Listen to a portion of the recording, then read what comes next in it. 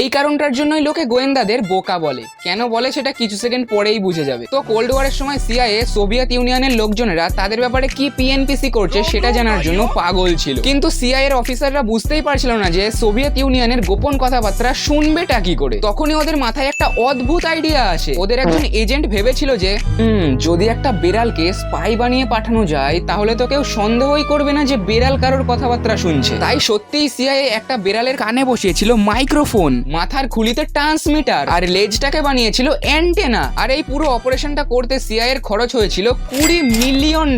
এত টাকা খরচ করার পরও ওরা একটা বেসিক মিস্টেক করেছিল। কিন্তু আমাদের বিল্লেস ভাই কিন্তু প্রথম মিশনে একটা মিস্টেকও করেনি। বিল্লেস ভাইকে যখন পার্কে বসে থাকা দুটো সোভিয়েত ব্যক্তির কথা শুনতে পাঠানো হয় তখন বিল্লেস ভাই সিআইএ এর একটা কথাও শোনে না, নিজের ইচ্ছা মতন রাস্তা পার হতে শুরু করে। আর তখনই দ্রুত গতিতে আসে একটা ট্যাক্সির তলায় পড়ে বিল্লেস ভাইয়ের হরে কৃষ্ণ হয়ে যায়।